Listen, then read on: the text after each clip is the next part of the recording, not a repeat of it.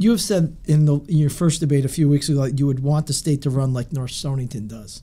But Ms. Urban said the town still does not have a budget for 2016-17 fiscal year and still has not filed the final paperwork for the $300,000 that she helped secure from the state 14 months ago to help pay for the town's new emergency services building. Can you respond to that? I don't know what the status of the $300,000 is. Town of North Stonington.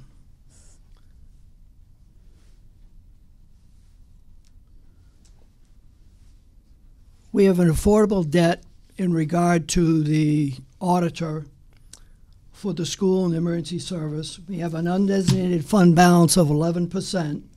All of our retirement costs are fully funded. And we're proud, I'm proud of how we left the town as it is now. The roads are in good condition. The drainage has been continued to be upgraded. And I think the town is in very good condition. And the reason I'm running this year is because I'm looking at the state and where they're going to get their money, and that's going to be by cutting town and city aid. And I'm scared to death of that. As far as our North Stonington, we're in excellent shape, and so is Stonington. Our government style is different. Legislative body, go straight to the people. I love it. Not comfortable all the time. It gets pretty ornery, but it's direct. I don't think there's anything wrong with North Stonington. And okay, lack of a budget. The first selectman and the Board of Selectmen unanimously agreed to challenge what the Board of Finance did this year. We sent out a questionnaire with the referendum that turned it down. It unanimously supported the first selectman and the selectmen and their positions, and it's not hurting any part of the operation of the town of North Stonington. It's part of what's called due process, directly through the people by their vote at a referendum. It doesn't get any better. Representative Urban, so Mr. Mullane's made the point that North Stonington seems to be doing much better than the state is. So why not let them go to Hartford and try to fix the state's problems too? First of all, the questions that on referendum were not unanimously adhered to. Not in any way, shape, or form, Nick. You need to check the vote on that. They were not unanimous. And that letter that went out, there were some ethics questions on that were sent to the state on the ethics of sending that letter out with looking at like it was official letter from the town of North Stonington when it was just Sean Murphy's letter. There were some very big issues that I got a lot of phone calls on that one. But I would say on that question that in 2008, I brought results-based accountability to the town of North Stonington when Nick was the first selectman. I brought out a little PowerPoint saying this is how you can organize. It's a great decision-making model. It will help you keep things so you know how much you do, how well did you do it, and is anyone better off. He completely rejected it, had nothing to do with it, did not want it. When he says that the town of North Stonington is in good shape, what about the schools, Nick? The schools are not in good shape because there was no maintenance done on the schools. There are so many stories about things that have happened in North Stonington where there hasn't been maintenance, there hasn't been attention paid because we're trying to keep the tax rate down, which is a good thing to keep the tax rate down, but you also have to pay attention to what's going on with your schools. And then when you're saying that you're concerned about local education aid, are you aware of the Supreme Court decision? And that decision is now being challenged by the Attorney General. But that doesn't matter. That Supreme Court decision said we are not paying enough money. We are underfunding our cities. And if we are underfunding our cities, we are overfunding, according to the ECS formula, our suburbs and our rural areas. If you recall, Nick, in the first appropriations budget, the Stonington ECS got cut over $1 million. Because of my ability to work with people, I was able to get that cut really taken care of. I was able to get $8 million in reimbursement for West Vine and Dean's Mill. I was able to get the spatial issue done with them, which is worth another $4 million. And I was also able to get them to end up $25,000 in the green on the municipal revenue sharing accounts. $25,000 plus, Nick. And then when you looked at North Stonington, I was able to keep their ECS cut to a minimum, $25,000. And I was able to get that $300,000 to the emergency services building, which has yet to have the paperwork filled out. And I got that in August of 2015.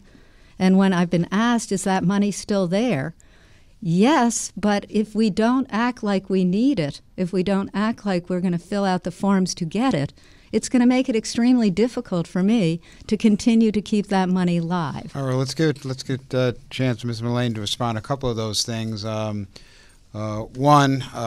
Representative Urban talked about the point of deterioration the schools faced before you did recently get a bond issue approved. Do you bear some responsibility while you're first selectman that infrastructure was not better maintained?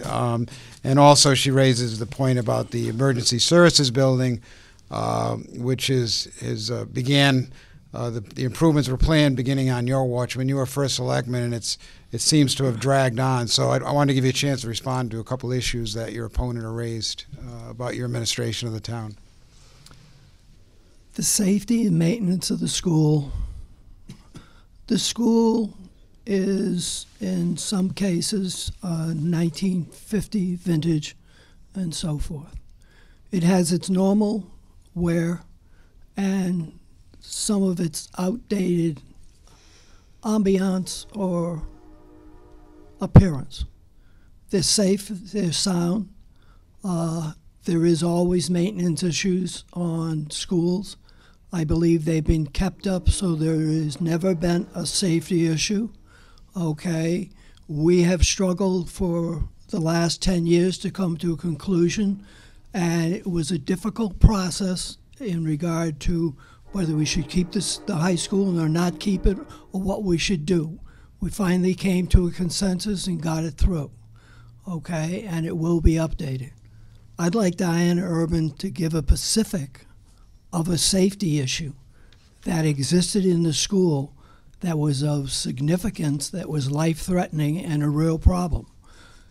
There's always people that complain about whether it be the town hall, the highway department, or the school. Yes. And, okay, the issue she raised about Mr. Murphy and him spending his own money to do a survey. Okay, he went out of his way to get information so we could have something to base a decision on from the people rather than the politicians who were involved. I didn't see any formal complaint filed. Did people not like it? They didn't like what he did and why he did it.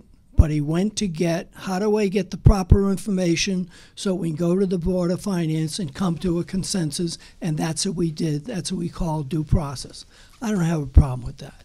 In regard to the school, I don't believe I can recall anything that was life-threatening or a severe problem. How about in the emergency services building? She raised that as well as sort of an example of things not running well in North Stonington. We've had difficult because the estimates that were used and the drawings that were used were not really viable, and by the time we changed them, the inflation factor and other things overtook it, and it did run over considerably. No, that has not gone well. What I will say, though, is we utilized the Emergency Service Committee, which was made up of mostly the emergency service people, fire, ambulance, and police was actually involved also. And we did try to do something which was a 30 to 50 year building and make sure that we weren't going back to the people and have to put up with more arm twisting to try to get more money out. It has not gone well. We are now almost at a bid stage. We believe we're 3 months away. And yes, we've had difficulty coming with the cost of items and the design and how to economize it. Actually, it started at somewhere around 24,000 square feet. We could get it done in somewhere around 19. We're down somewhere around 14,000 now. So we have cut the building to make it fit to the budget that we think is going to come in. And yes, we had never done one of these before. There was a lot of lessons learned. We have to admit that we stumbled a few times ourselves. We feel we are on track now, and we will end up with a design in about 3 months and be ready to go to bid. All right. Since the topic was raised, before we move to another question, the topic of the school construction, we'll start with Representative Urban. I'll give Mr. Mullane a chance.